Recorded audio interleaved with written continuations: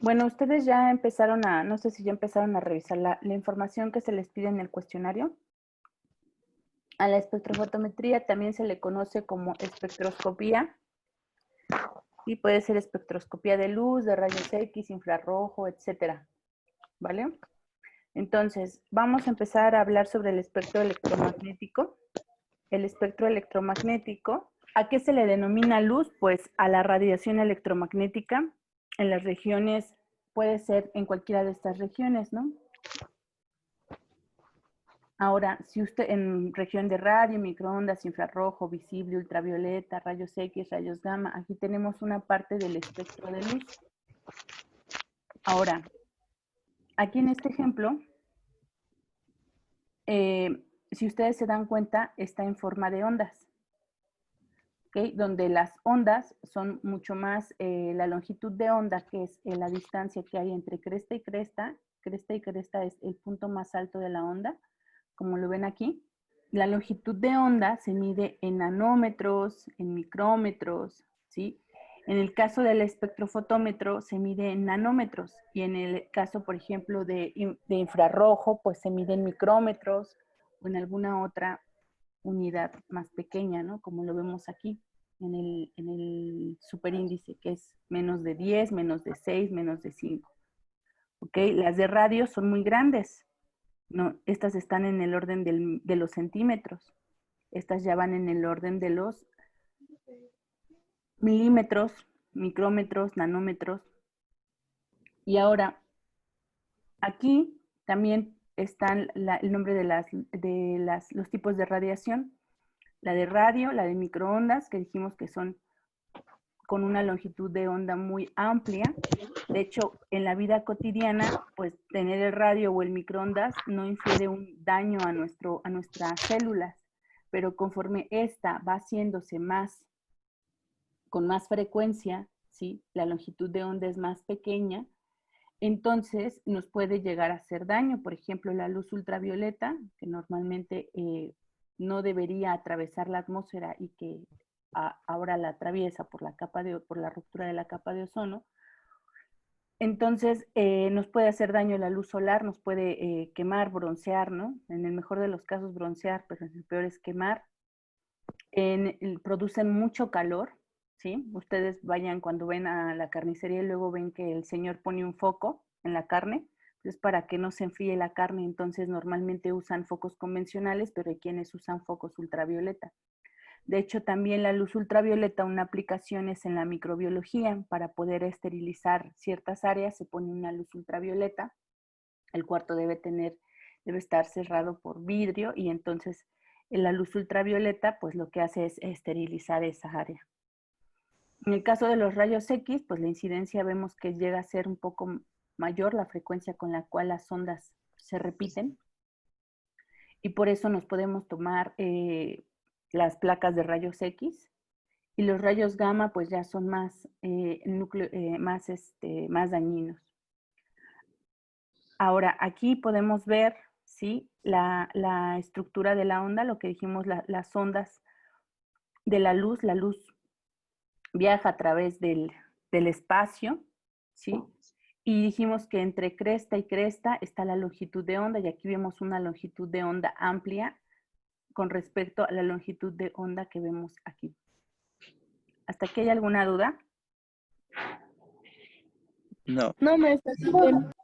Bueno, ahora, de lo que vimos anteriormente, de este espectro que es más amplio, nosotros en el estudio solo nos vamos a centrar en estas dos, que es el visible y el ultravioleta, que son todos se pueden aplicar en la química, pero en este caso solo vamos a ver el visible y el ultravioleta. Entonces, si yo hago grande esa parte, ¿sí? Que aquí tenemos otra vez el espectro completo, ¿ok? Y aquí tenemos el ultravioleta y el visible. El espectro visible es el espectro, los colores. Nosotros podemos observar colores, entonces a eso se le llama espectro visible, ¿sí?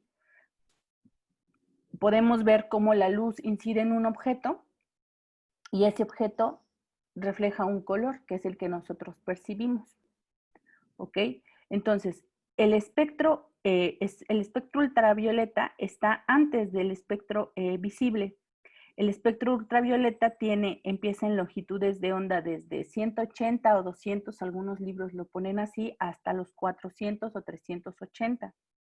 ¿Sí? Una vez que acaba el espectro ultravioleta, empieza el espectro visible, y el espectro visible va desde 380 o 400, como lo reportan algunos libros, hasta 750 u 800. En este espectro podemos ver que hay diferentes colores, ¿sí? Que son prácticamente los colores del arco iris. ¿Ok? Entonces, si nos damos cuenta, aquí está lo de la longitud de onda, y aquí nos podemos dar cuenta que los rayos cósmicos, por ejemplo, están en el orden de los fentametros. ¿Ok? Entonces, quiere decir que es 1 por 10 a la menos 15 metros. Imagínense, la longitud de onda es muy, muy pequeña.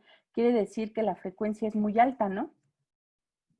Sube y baja los picos, ¿sí? Las curvas, las ondas, muy rápido, incide mucho, ¿sí? Aquí sería un ejemplo de este tipo, que vamos a dibujar, la onda va así, sube, baja, sube, baja, sube, baja, sube, baja, sube, baja, sube, baja. Incide todo el tiempo. En cambio, las de este lado, pues como las dibujamos hace rato, van así, ¿de acuerdo? Entonces, a eso se le llama frecuencia, ¿vale? De hecho, hasta lo han escuchado cuando prenden el radio y colocan frecuencia modulada o frecuencia de tantos gigahertz o frecuencia de etcétera, ¿vale? Entonces, los que vamos a ver nosotros y a los que nos atañe es la de ultravioleta y la de espectro visible. Bueno, ¿qué es la espectrofotometría o espectroscopía de luz?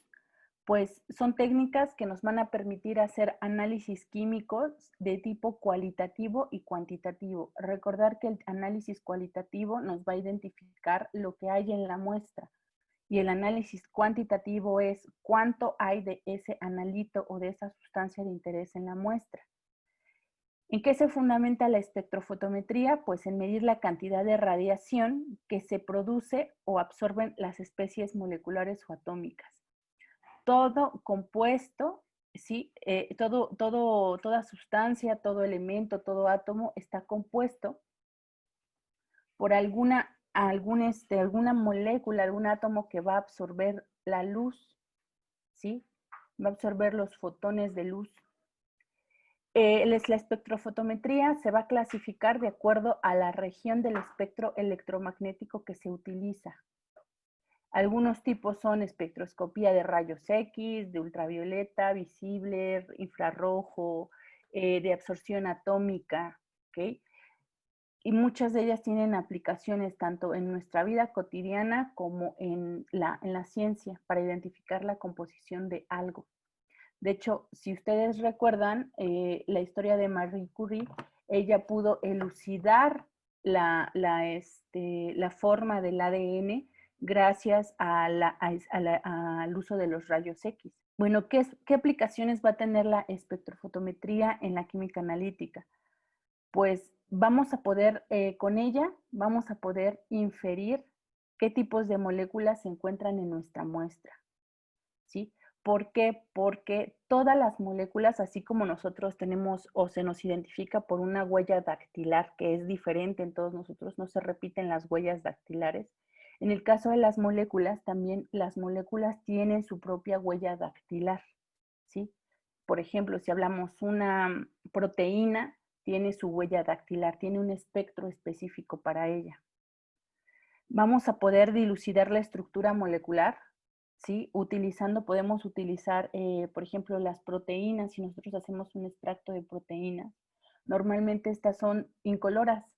Tenemos un recipiente que tiene agua, y entonces si nosotros lo metemos a un espectrofotómetro y queremos leer en el visible, pues no nos va a dar lectura alguna. Nos va a medir a lo mejor la turbidez, que es muy básico en microbiología. De hecho, el espectrofotómetro en la microbiología se utiliza para medir la turbidez, que va relacionada con el crecimiento microbiano. A mayor crecimiento microbiano, pues va a haber mayor turbidez, y a menor crecimiento microbiano va a haber menor turbidez. ¿Estamos de acuerdo? Entonces, en el caso de las proteínas, si tenemos una solución que está incolora, podemos agregar algún reactivo que tiene color.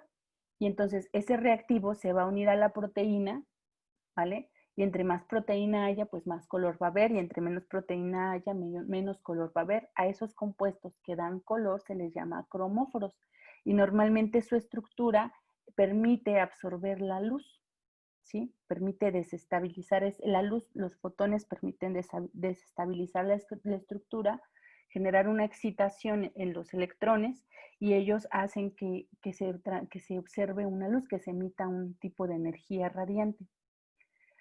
¿Cómo podemos dilucidar o inferir qué moléculas hay en nuestra muestra? Bueno, lo que vamos a hacer, o lo que se tiene que hacer, es un barrido espectrofotométrico. ¿Ok? ¿Qué es un barrido espectrofotométrico? Me voy a regresar a esta diapositiva, en donde en el barrido espectrofotométrico quiere decir que yo voy a poner mi muestra en el espectrofotómetro y le voy a pedir que la lea. Vamos a empezar desde el ultravioleta, que la lea desde 180 hasta 800 nanómetros. Entonces, lo que va a hacer mi equipo es ir tomando lecturas a diferentes longitudes de onda. Y entonces, yo en lo sucesivo voy a ver algo parecido aquí. Por ejemplo, aquí el barrido va de 350 a 650. ¿Estamos de acuerdo? En el eje de las X voy a tener siempre la variable que sea independiente, ¿sí? Que en este caso es la longitud de onda, y en el eje de las Y la variable que es dependiente, es decir, que dependa de X. Si cambia X, cambia esta. ¿Estamos de acuerdo? Entonces, aquí lo que vemos en el ejemplo nos está poniendo un máximo de absorción de las distintas especies protonadas del azul de timol, de un colorante. Entonces, aquí lo tenemos desprotonado. Si lo ven, tiene una carga negativa, es decir, que le faltan electrones, ¿ok? Y este azul de timol desprotonado tiene un máximo pico de absorbancia a más o menos 300, no sé, 400 y algo. El máximo pico está aquí, ¿ok? El punto más alto es el máximo punto de absorbancia. De hecho, aquí nos dice que es 435 nanómetros. Es decir, que si yo tengo este compuesto, lo tengo que leer a esta longitud de onda, ¿sí? Siempre. Si se dan cuenta, a cualquier otra longitud de onda, pues no nos está dando un pico de absorbancia, ¿sí? El máximo pico está aquí. Ahora, si ese azul de timol está protonado, el máximo pico cambia, ya no es 435, ahora es 544. Este sería su máximo pico de esta especie. Y la del yodo diatómico sería 596. Van a decir, bueno, sí, ¿y esto qué importancia tiene? Bueno, porque ustedes, para analizar una muestra, primero, ¿sí? Primero necesitan hacer un barrido de absorción para ver en cuál es el máximo punto de absorbancia de su muestra, ¿sí? Una vez que identifiquen el máximo pico de absorbancia, entonces sus sucesivas mediciones solo las harán a esa longitud de onda, ya no tendrán que hacer un barrido, ¿sí? Ya solamente elegirán una longitud de onda. ¿Hasta aquí hay dudas? No, maestro. Bueno, ahora, ¿para qué otra cosa me va a servir poder hacer un barrido o hacer el barrido espectrofotométrico? Porque esto, si ustedes se acuerdan de sus clases de matemáticas, esto puedo hacerlo hacia acá, puedo normalizar los picos, y entonces lo que tengo aquí es un área bajo la curva. Y esta área bajo la curva, ¿sí? Es la concentración, la voy a interpretar como la concentración. Entonces, entre los picos sean más amplios, ¿sí? Aquí vemos que el pico empieza desde como 200, 300 nanómetros y termina como en 400 o 500, ¿sí? En 500 aquí, ¿sí? Toda esta área sería la concentración de este compuesto. Siempre y cuando el pico esté, ¿sí? Prácticamente completo de esta manera. ¿A qué le llamo completo? Por ejemplo, imagínense que el pico estuviera, aquí tuviera 1 y luego así. Aquí, ¿esto qué quiere decir? Que hay 2 compuestos. Aquí hay un compuesto y aquí está el otro compuesto. Y quiere decir que absorben luz en la misma longitud de onda. ¿Estamos de acuerdo? Ahora, ¿qué tendría que hacer? Pues buscar un método para poder separar estos 2 compuestos y que me den separados los picos, para que yo pueda inferir la concentración real de cada uno de estos. Ahora, entre más grande, hablábamos de que si es muy amplio el pico, ¿sí? Si es muy amplio, el pico puede ser muy amplio, puede ser así. Entonces, quiere decir que mi muestra está muy concentrada. ¿Qué tengo que hacer? Diluirla para que el pico me dé de esta manera.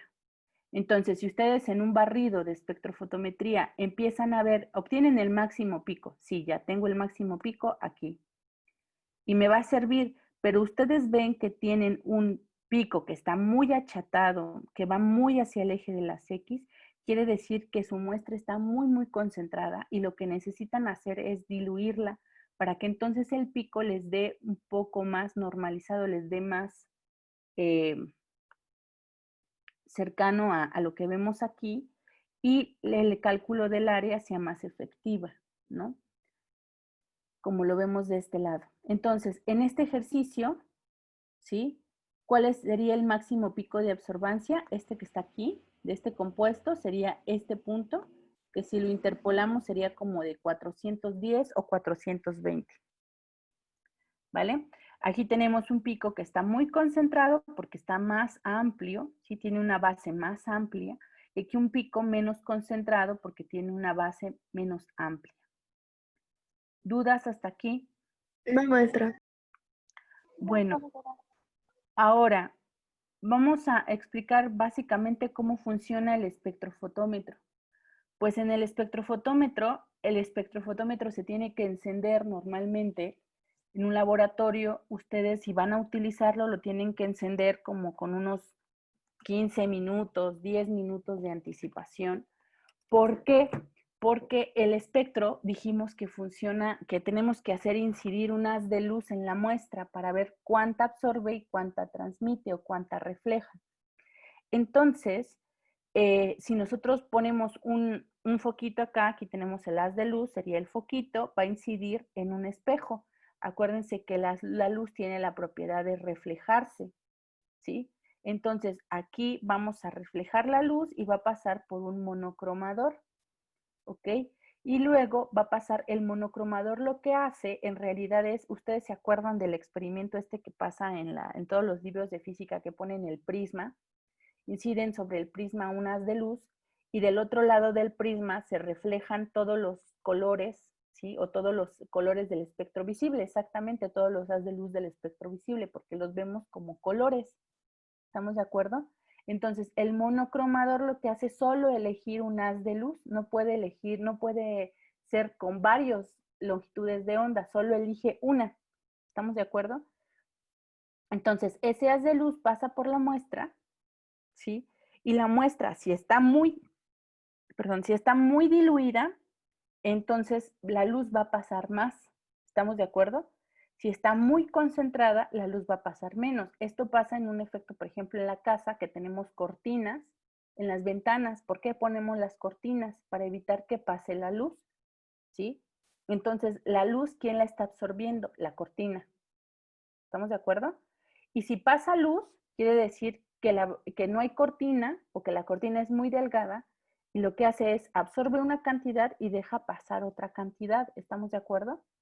Y si no tuviéramos cortina, pues toda la luz pasa, ¿vale? Entonces, una vez que ya pasó o se retuvo la luz en la muestra, va a haber un detector y ese detector después lo vamos a ver en la pantalla del equipo de espectrofotometría que les he ejemplificado en los videos que les compartí. Bueno, vamos a ver unos ejercicios en Excel que hablan sobre cómo hacer un barrido de absorción. ¿Hasta aquí hay alguna duda, comentario? ¿No? No, maestro. No. Vale. Entonces, aquí les puse un ejemplo, ¿sí? En el grupo donde estoy trabajando, estamos viendo o caracterizando las moléculas que componen a los extractos que se obtienen de una planta que se llama guasontle o quelite, ¿no? También se le conoce vulgarmente o generalmente como quelite, ¿no? Entonces, lo que hicimos allí es decir, bueno, vamos a ver qué es lo que le da color, qué tiene, si tiene clorofilas, si no tiene clorofilas, si tiene algunos otros compuestos que nosotros nos llamen la atención y que nos puedan orientar hacia elegir una técnica para poder cuantificarlos. ¿Ok?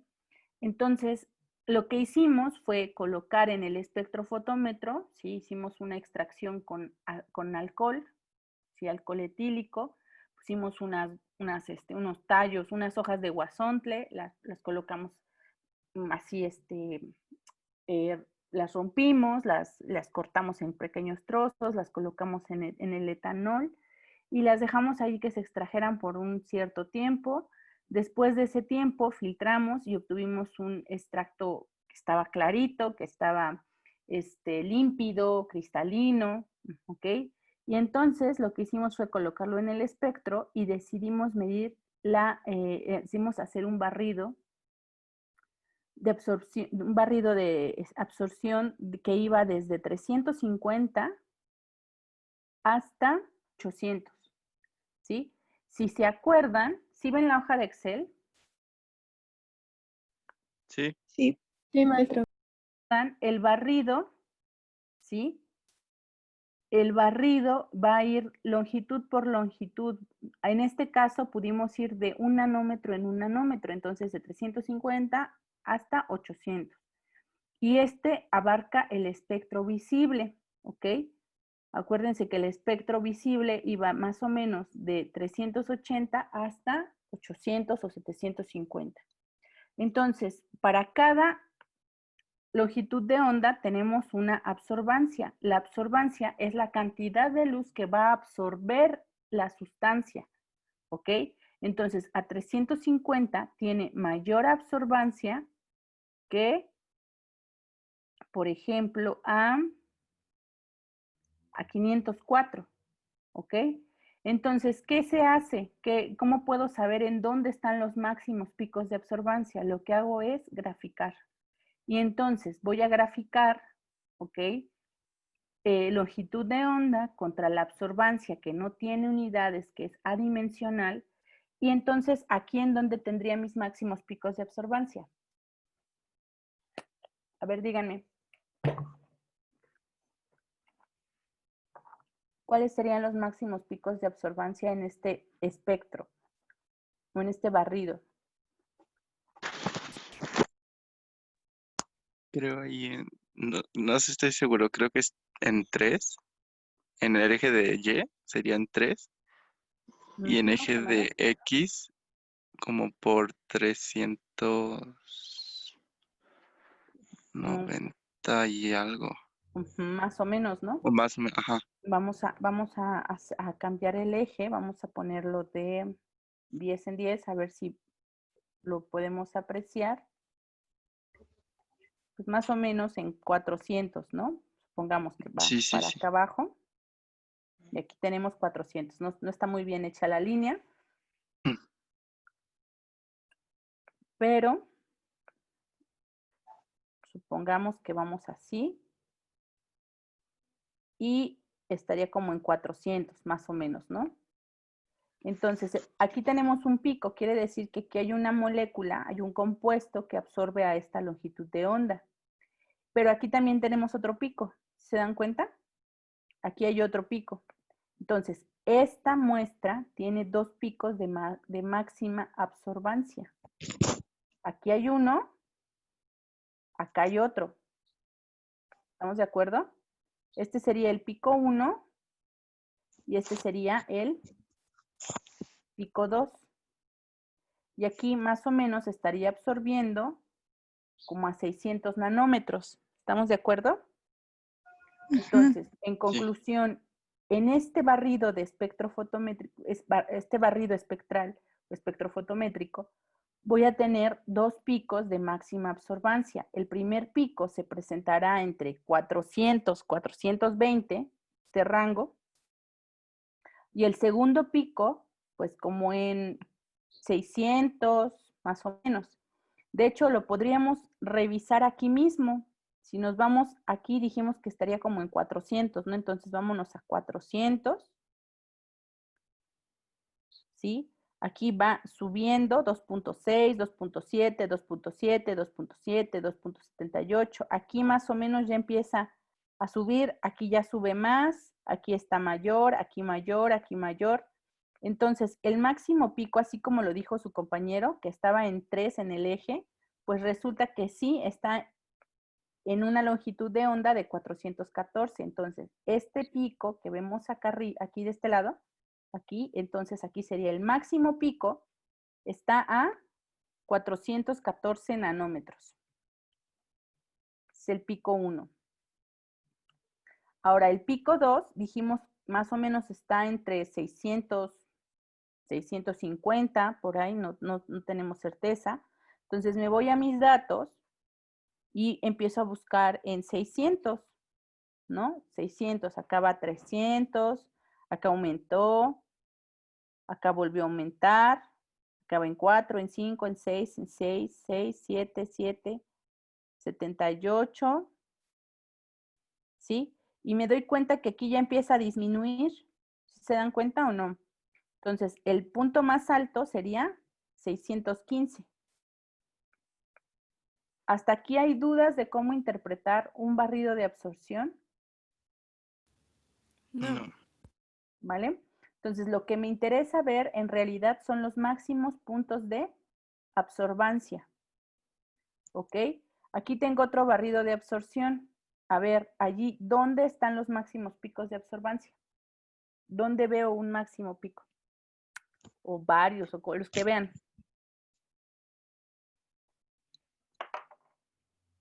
Como en 400, no, como en 350. Bueno, aquí vemos un pico que está de hecho incompleto. Aquí no podríamos determinar qué es un pico exactamente, porque tendríamos entonces que reducir el barrido, tendríamos que haber empezado como de 200, ¿no?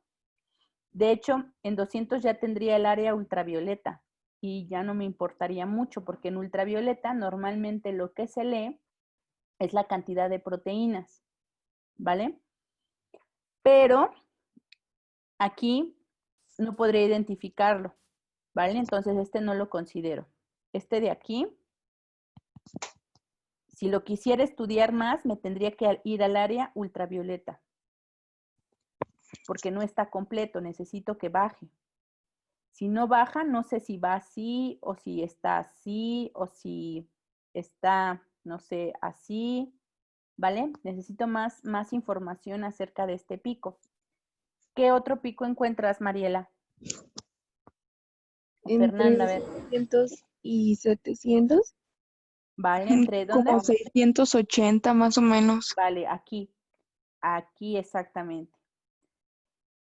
Ese es el que tomamos en cuenta. ¿Por qué no tomamos en cuenta este? Porque aquí tenemos un montón de compuestos, ¿se dan cuenta? Como que sube, Ujú. luego vuelve a bajar, luego vuelve a subir, pero nunca llega a una base, o sea, no empezó aquí, no llegó como aquí, como este. Está muy bonito este pico, ¿vale? Entonces, mi máximo pico de absorbancia, pues, está entre 650 o 700. ¿Qué hago? Pues me voy otra vez aquí a los números y me voy hasta 600.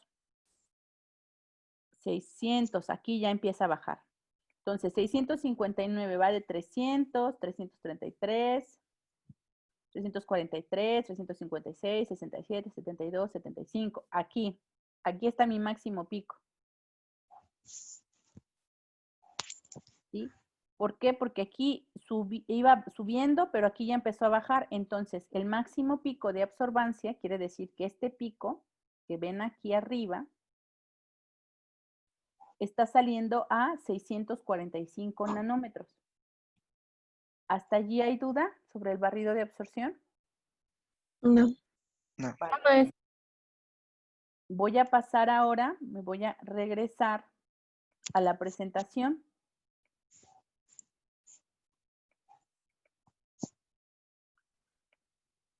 Y vamos a hablar ahora de la absorbancia y la transmitancia, ¿ok?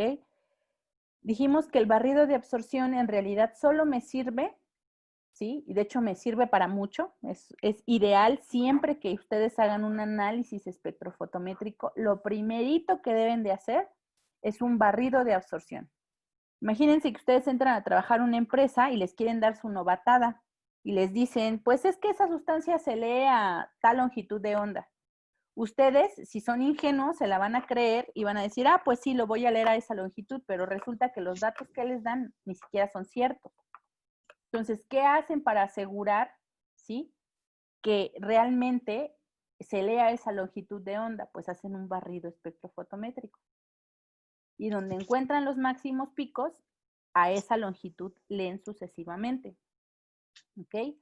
Entonces, una vez que ya tengo el barrido, que ya sé a qué longitud de onda tengo que leer la muestra, voy a empezar a interpretar las absorbancias y las transmitancias. ¿Vale? Aquí tenemos una celda. Esto es una celda en donde adentro de esta celda va la sustancia o el líquido que a mí me interesa analizar. Y entonces, acuérdense que va a incidir un haz de luz monocromático, ¿sí? De un tipo de longitud de onda solamente, de un tipo de longitud de onda de luz. Entonces, la luz tiene fenómenos de reflejancia, es decir, que va a tocar la luz el recipiente y la va a reflejar, o la puede absorber o la puede transmitir. Absorber quiere decir que la cantidad de luz que pasa, ¿sí? Por esta muestra, en realidad eran, ¿cuántas flechitas? 5 flechitas, ¿sí? Más bien eran 6 flechitas, pero 2 de ellas se reflejaron y las otras 3 se transmitieron. Entonces, ¿cuántas absorbió? En realidad aquí no absorbió ninguna, ¿no? Porque las 3 rayitas que quedaron disponibles, esas 3 rayitas son las que atravesaron la muestra. Entonces, aquí tenemos una muestra muy transparente, muy diluida. ¿Estamos de acuerdo? Ahora, supongan que no hubo reflexión o que no se reflejó esa luz. Quiere decir que 5 líneas incidieron en la muestra, pero del otro lado solo vemos 3. Entonces, ¿cuántas se absorbieron? 2. ¿Estamos de acuerdo? Entonces, una muestra puede absorber o transmitir, que son los fenómenos que vamos a medir en el espectrofotómetro. Ahora, aquí la transmitancia se va a calcular mediante la fracción de radiación, ¿sí? La PT sería la radiación que incide sobre la que transmite la disolución. ¿Estamos de acuerdo? Esa es la transmitancia. La transmitancia va a ser cuánta luz dejó pasar. Y la absorbancia va a ser el logaritmo de la transmitancia. El logaritmo de la transmitancia, ¿ok? Como lo vemos aquí. Y va a ser la cantidad de luz que absorba esta muestra. Dijimos que muestras muy concentradas van a absorber más luz y muestras muy diluidas van a absorber menos luz y va a ser mayor la transmitancia. De hecho, la absorbancia y la transmitancia son equivalentes, ¿ok? De hecho, lo vemos aquí con la igualdad, ¿sí? La absorbancia es igual a menos el logaritmo de la transmitancia, quiere decir, ¿sí? Que una va a ser lineal y la otra va a ser de tipo logarítmica la función. Ahorita lo vamos a ver en un ejemplo. Vamos a un ejercicio donde vamos a ver absorbancia y transmitancia. Entonces, en esta tabla tenemos transmitancia. La transmitancia se obtiene en decimales y solo puede ir de 0 a 1, donde 0 es el 0% de transmitancia, o sea que la luz no pasa, y el 100% es el 100% de transmitancia, quiere decir que estamos hablando de una solución muy diluida en donde la luz está pasando, ¿sí? O sea, 0% es que está muy concentrada y la luz no atraviesa esa muestra. Y 100% es que está muy diluida y que la luz sí atraviesa la muestra. Entonces, aquí coloqué diferentes concentraciones de un compuesto, ¿sí? Empecé desde el mayor concentración a menor concentración, ¿ok? La concentración aquí está dada en partes por millón. Siempre se debe tener claro cuáles son las unidades de la concentración para que en sucesivo pueda calcular la cantidad en mi muestra problema. Y entonces yo coloco todas estas celditas que tienen estas soluciones a estas concentraciones de analito en el espectrofotómetro, las leo y obtengo, ¿sí?, que para la concentración 1 tengo una transmitancia del punto 1. ¿Qué querrá decir transmitancia del punto 1? A ver, jóvenes, ¿qué será, qué tipo de solución será, diluida o concentrada? Si tiene una transmitancia del 0.1%. Concentrada. Exactamente, muy concentrada. ¿Sí? Quiere decir que no está dejando pasar la luz. ¿Sí? Y lo vamos a corroborar aquí porque vemos que la absorbancia es de 3. ¿Vale? Entonces, su equipo normalmente nada más les va a dar la unidad de transmitancia o de absorbancia, la que ustedes elijan. ¿Vale? Imagínense que tienen solamente un equipo que les da la transmitancia. Y entonces aquí ponen todos los datos de transmitancia. ¿Estamos de acuerdo? Y les digo, chicos, yo quiero que en lugar de transmitancia me expresen los datos en absorbancia. Entonces, ¿qué hay que hacer? Hay que convertir el dato de transmitancia a absorbancia. ¿Y cómo hago eso? Pues primero, lo que tendría que hacer es acordarme de las fórmulas, ¿sí? La transmitancia, pues no la tengo que calcular porque ya me la está dando el aparato, ¿no? El equipo. Pero, ¿cómo paso de transmitancia a absorbancia? Bueno, lo que hago solamente es aplicar menos el logaritmo de la transmitancia. Y entonces, en Excel con que calcule el primero, lo único que hago es bajar las celdas y calculo el de todas, ¿sí? El de todas las muestras. Entonces, en gráfica, ¿cómo lo veo? Bueno, la transmitancia siempre será de pendiente negativa. Aquí tenemos una pendiente negativa, ¿estamos de acuerdo? ¿Sí? Va de izquierda a derecha, va disminuyendo. Y la función es de tipo logarítmica. ¿Por qué? Porque se va haciendo asintótica al eje de las X, va haciéndose una asíntota, va acercándose, ¿ok? En el caso de la absorbancia, aquí podemos ver que es lineal comparada contra la concentración. Aquí la concentración siempre será en el eje de las X porque es mi variable independiente. Y la transmitancia o absorbancia, que es lo que va a cambiar con respecto a esta concentración, va a ir en el eje de las Y. Entonces, la absorbancia, si nos damos cuenta, aquí hay un comportamiento lineal. Y siempre será dependiente positiva. ¿Hasta aquí hay alguna duda de cómo se convierte de transmitancia a absorbancia? Ahora vamos a hablar de algo que es la ley de Lambert y Beer, ¿no? Entonces, esta fórmula que tenemos aquí, ¿sí?, relaciona la absorbancia con la transmitancia. Aquí está la absorbancia, ¿sí? Y aquí está la transmitancia. Ahora, esta fórmula se relaciona o es lo mismo a lo que tenemos aquí, ¿sí?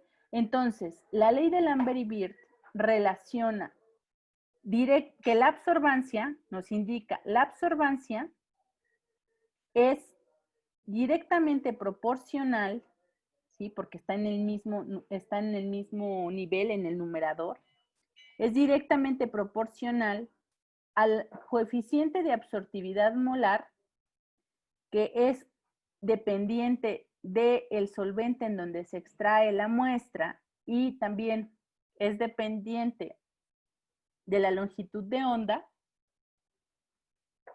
El camino óptico, que es la longitud de la celda, ¿sí? La luz atraviesa y no va a ser lo mismo que atraviese en una celda que mide 1 centímetro a una celda que mide 3 o que mide 4 o que mide 5, ¿no? Normalmente si la luz atraviesa, pues va a haber mayor velocidad aquí, pero conforme va pasando, esta se va disminuyendo, ¿no? No va a haber la misma unión de los fotones a los electrones. Entonces, y sé que me explica la concentración molar. Entonces, aquí ya en el pasado solo sabía si estaba más concentrada o más diluida. Solo podía saber con los datos de absorbancia y transmitancia, solo podía saber si estaba concentrada o diluida, pero no sabía cuánto había del analito en mi muestra. Ahora, con la ley de Lambert y Wirth, yo puedo saber la absorbancia, sé el coeficiente de absortividad molar, que dijimos que es específico, puedo saber la longitud de la celda, ¿sí? Le pido a mi proveedor que me diga de qué celdas es la longitud de la celda. Y puedo saber la concentración. De aquí, si yo despejo a la concentración, puedo obtener, ¿sí? Mi valor exacto del analito. Entonces, en este caso, la ley de Lambert y Wirth, ¿sí? Que de hecho son dos investigadores por separado, ¿sí? No es el mismo, los dos en un tiempo prácticamente igual, por eso se le da el nombre de Lambert y Wirth, porque aunque estaban en distintos lugares, prácticamente dijeron exactamente lo mismo, ¿no? La ley de Lambert y Wirth relaciona que cuando un haz de luz monocromático, dijimos que monocromático es de un solo tipo de luz, de un solo color de luz, ¿sí? Pasa a través de un medio, que sería mi medio, la intensidad de radiación disminuye en proporción al número de moléculas, ¿sí? Que absorben el paso de luz. Entonces dijimos, si aquí hay muchas moléculas, va a haber mucha absorbancia, pero si hay poquitas, se va a transmitir la luz porque no va a haber quien las absorba, ¿vale? Aquí tenemos la ley de Lambert y Wirth, que dice la absorbancia es directamente proporcional al coeficiente de extinción molar por la concentración por la longitud de la celda, ¿ok? Vamos a hablar un poco sobre el coeficiente de extinción molar o de absortividad molar, como también se le conoce. Entonces, ¿qué es esto? Pues es una propiedad de los compuestos, ¿sí? Es una medida de absorción de sustancias a una determinada longitud de onda. Las unidades que tiene son mol a la -1, centímetro a la -1. ¿Estamos de acuerdo? Y aquí podemos ver algunos valores de los coeficientes de absorción molar que son útiles en la materia de bioquímica. Por ejemplo, si ya cuando cursen bioquímica les piden calcular la concentración del ATP, por ejemplo, entonces ustedes lo hacen por un método espectrofotométrico y conocen el solvente y la longitud de onda a la cual la van a leer, entonces utilizan este coeficiente de absortividad molar, ¿sí? Es uno para cada uno de los compuestos, nunca es igual, ¿vale? Ahora, la longitud de dilución que atraviesa. Aquí tenemos el espectrofotómetro, aquí adentro tenemos un carrusel que tiene varias portaceldas, ¿sí? Por aquí pasa el haz de luz, ¿ok? Pasa un haz de luz, de hecho tenemos ranuras aquí en esta parte, que es lo mínimo de llenado que tenemos que ponerle a nuestra celda, porque por aquí pasa el haz de luz y si nosotros ponemos una cantidad muy poca o un volumen muy poco de la celda que no tape este orificio, entonces lo que vamos a hacer es que la luz pase a través del vacío, ¿no? Y realmente el valor no va a ser el correcto. Aquí vemos también el orificio que está completamente azulito, que está lleno, está correcto. Entonces, por aquí pasa el haz de luz y este carrusel se va moviendo, ¿vale? Es automático. Este tipo de espectros son los que normalmente nos ayudan mucho porque podemos analizar alrededor de 6 muestras por momento, ¿no? ¿Sí queda claro? Sí, maestra. Entonces, la absorbancia no va a ser la misma en una celda de este tipo que en una celda de este tipo, como vemos aquí. ¿Por qué? Porque la longitud va a cambiar, ¿sí? El ancho de la celda es diferente. Asimismo, tenemos celdas que son de cuarzo o de vidrio, que esas celdas son caras, son para análisis ya más específicos, se utilizan mucho en el espectro ultravioleta, ¿sí? Son de cuarzo o de vidrio, de varios volúmenes, hay desde microlitros hasta mililitros, no tenemos litros, pero tenemos mililitros. Y si se dan cuenta, tienen de diferente forma. Estas que vemos acá son celdas de plástico. Y normalmente las celdas de plástico se utilizan para leer en el espectro visible. Cuidado, nunca usar solventes orgánicos como la acetona, como el éter, en una celda de plástico. ¿Por qué? Porque aunque vayan a leer en el espectro visible, si lo hacen con una celda de plástico, esos solventes lo que hacen es derroer, o sea, romper la celda prácticamente. La celda, ¿qué característica tiene que tener? La tenemos que agarrar con mucho cuidado, tenemos que limpiarla con papel seda, tenemos que evitar rayarla. ¿Por qué? Porque nos va a pasar como con los lentes, ¿no? Si los lentes están muy rayados, pues obviamente la luz ya no pasa de la misma manera, ¿no? Todas esas rayas que se forman pueden hacer que la luz se vaya reflejando o no atraviese la muestra. ¿Estamos de acuerdo? Esos son unos de los cuidados que tenemos que tener con las celdas. No utilizar no utilizar solventes orgánicos con celdas de plástico y utilizarlas de la manera correcta. Siempre se toman de los lados, de esta parte donde los lados son más rugosos, ¿sí? Tienen líneas, para evitar mancharla con grasa o dejar residuos o rayarla, porque entonces estoy interfiriendo en mis resultados. Voy a regresar a los cálculos con la ley de Lambert y Beer que tenemos aquí. Y aquí les pongo un espectro de absorción. Miren, este es el espectro de absorción. Queríamos medir la cantidad de compuestos coloreados que había en el betabel. Entonces, en el betabel hay una sustancia que se llama betalaína, que es la sustancia que le da el color rojo rubí, rojo intenso, morado, que le da al jugo. ¿Estamos de acuerdo? Pero esa betalaína, dijimos, bueno, ¿será un solo color? ¿Serán dos colores? ¿Serán tres colores? ¿Cuántos colores hay en las betalaínas? Y entonces decidimos hacer un barrido de espectrofotométrico. El barrido lo comenzamos en 400 nanómetros y lo terminamos alrededor de los 700 nanómetros. Entonces nos dimos cuenta de lo siguiente. Aquí teníamos dos picos de absorción, ¿se dan cuenta? Los picos no están muy definidos. ¿Por qué? Porque pusimos directamente así el jugo, ¿sí? En el espectro. ¿Qué debimos haber hecho? Haber diluido para poder ver estos picos, pues, bonitos, ¿no? Así aquí se ven un poco raros, ¿sí? Se ven muy grandes. No podríamos calcular el área bajo la curva, la tendríamos que estimar, porque para poder normalizar este tipo de picos, pues tendríamos que hacer prácticamente esto, ¿no? Estoy incluyendo toda esta área, ¿sí?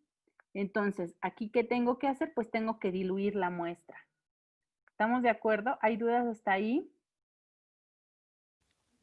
No, maestra. Ahora, tengo dos picos. El primer pico está en 471 y lo marco en amarillo porque ese compuesto que está aquí es de color amarillo, ¿sí? De hecho, ese rojo que vemos es una mezcla entre rojo y amarillo en el color del betabel.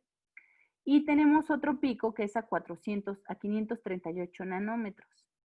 Entonces, ¿qué sigue? Yo ya digo, bueno, yo quiero medir cómo se va formando el color a lo largo del desarrollo del betabel, por ejemplo. Y entonces dije, bueno, pues voy a hacer mi muestra 1, mi muestra 2, va a ser en el desarrollo del día 1, desarrollo del día 2, desarrollo del día 3. Y entonces lo que hago es proceso mis betabeles de cada estado de maduración y los pongo en un extractor, obtengo el jugo y mido el jugo. Solamente ahora en el espectro le voy a poner que solamente me mida a 471, que es mi máximo pico, y a 538. Ya no voy a hacer barrido, ya solamente elijo dos longitudes de onda, que son las longitudes a donde tengo los máximos picos de absorbancia. Entonces, ¿qué sigue? Pues lo que tengo que hacer es que aquí registré las absorbancias que obtuve para la muestra 1, la muestra 2 y la muestra 3, ¿sí? A la longitud de onda de 471. ¿Estamos de acuerdo? Entonces, aquí están las absorbancias. Ahora, la longitud de la celda. Utilicé una celda estándar de plástico que medía o que tenía una base de 1 centímetro. Y el que sigue, el que tengo aquí, es el coeficiente de extinción molar. Las unidades son litros sobre mol centímetro, ¿vale? Y es para la betajantina, tiene un valor específico, es de 48,000, perdón. Entonces, ¿qué hago para obtener la concentración? Despejo a C. Esto está multiplicando, entonces pasa del otro lado dividiendo. Y la fórmula me queda, absorbancia va a ser igual a concentración va a ser igual a la absorbancia entre el coeficiente de extensión molar por la longitud de la celda. ¿Estamos de acuerdo? Si yo despejo esta fórmula, me queda de esta manera. Ahora, ¿qué hago? Pues solamente aplico la fórmula.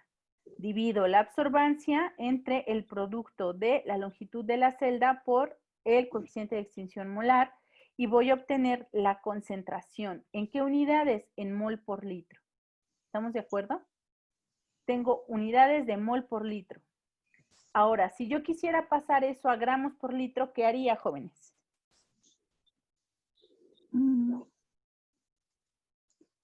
Gramos por litro. Tengo mol por litro y lo quiero pasar a gramos por litro. Multiplicarlo por su peso molecular. Muy bien. Aquí tengo el peso molecular de la betajantina. Entonces, si multiplico eso por el peso molecular, me va a dar la concentración en gramos por litro. Entonces, yo puedo realmente expresarlo en las unidades que a mí me convenga. ¿Estamos de acuerdo? Si ustedes llegan y le dicen a una persona, imagínense que van a vender el betabel en un producto nutracéutico, y llegan y le dicen a la persona, es que tiene usted una concentración de antioxidantes del 0. Y todavía se lo dicen en fracción científica, ¿no? De 5.2 por 10 a la menos 7 mol sobre litro. Y el otro se les va a quedar mirando como de, ¿y eso qué es, no? Nosotros entendemos más gramos sobre litro, entonces lo puedo convertir. ¿Estamos de acuerdo? Ahora, en el otro caso, para el otro punto, voy a hacer lo mismo, pero solo coloco la absorbancia a la longitud de onda de interés. En este caso es a 538. Aquí tengo todas las absorbancias. La longitud de la celda, el coeficiente de extinción molar de la betajantina, que es 48,000, y entonces obtengo el valor, ¿sí?, en mol sobre litro. Lo mismo, si lo quiero pasar a gramos sobre litro, pues entonces tendré que utilizar el peso molecular del compuesto. ¿Hasta aquí hay dudas sobre cómo aplicar la ley del Lambert-Beer? No. Vale. Bueno, ¿qué desventaja le ven a este método o a esta fórmula? ¿Nada? ¿No hay desventajas, chicos? Bueno, la primera desventaja, o una de las desventajas más grandes, es este dato. ¿Qué dijimos que era ese dato y de qué dijimos que dependía este dato?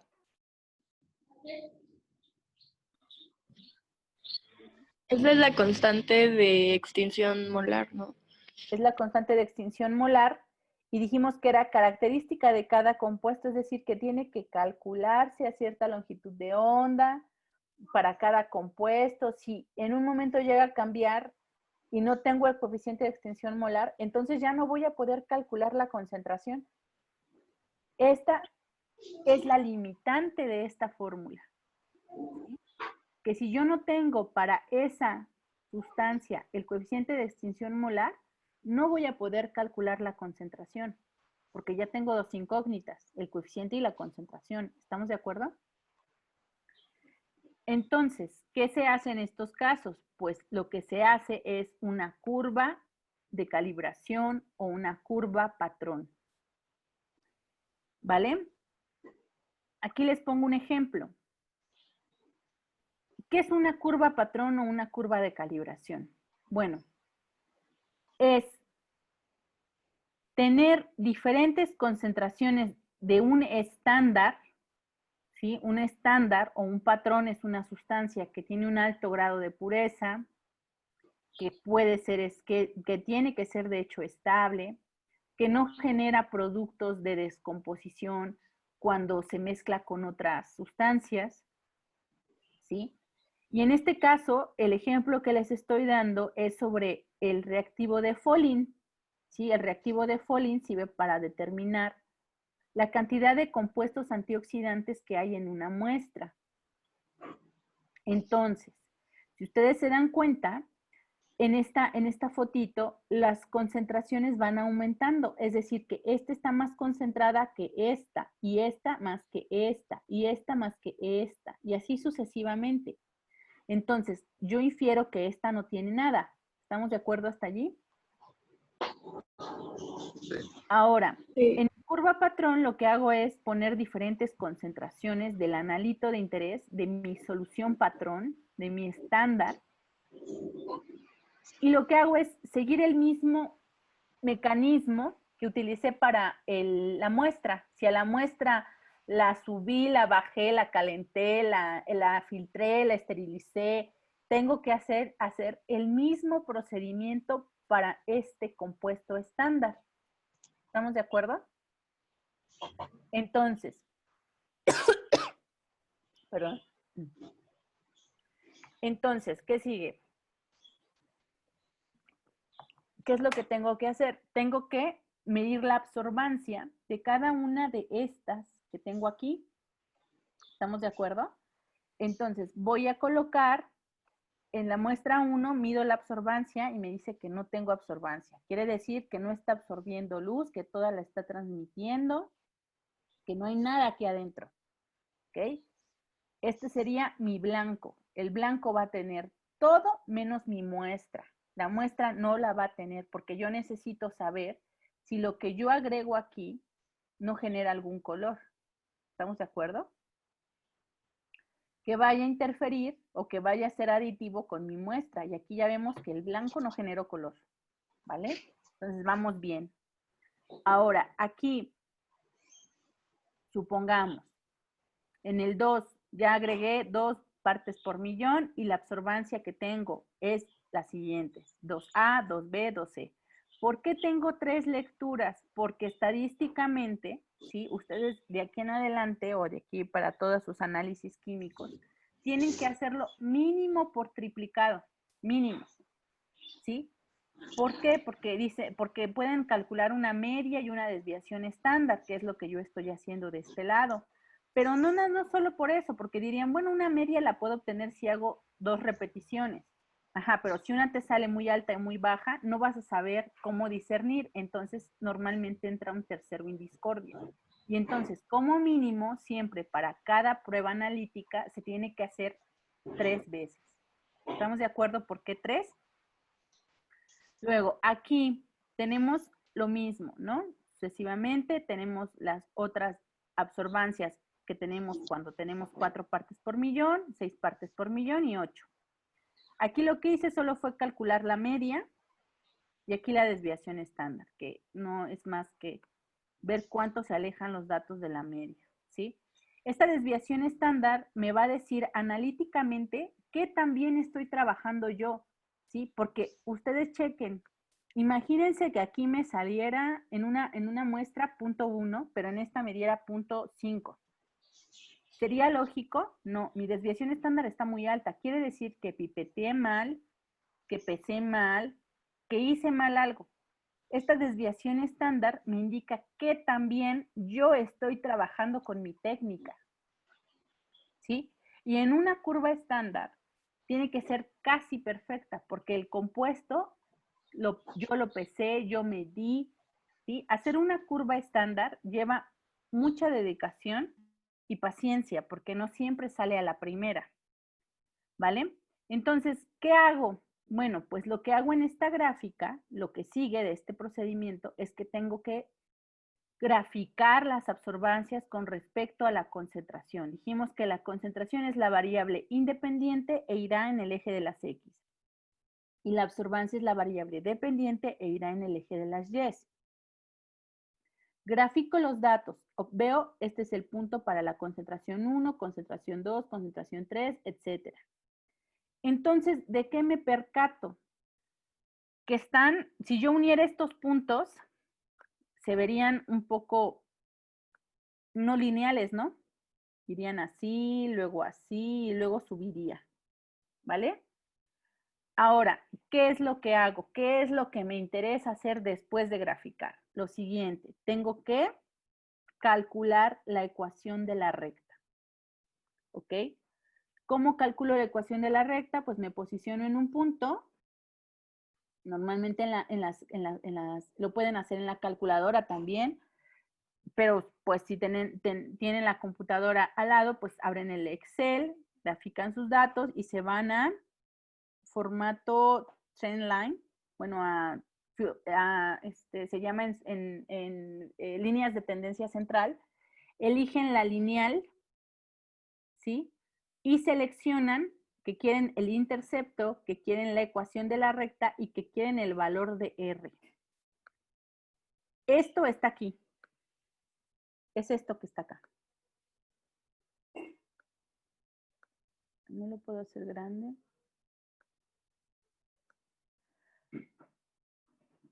Ok, bueno, lo hice más grande, espero lo vean. A ver, esta es la ecuación de la recta. ¿Ok?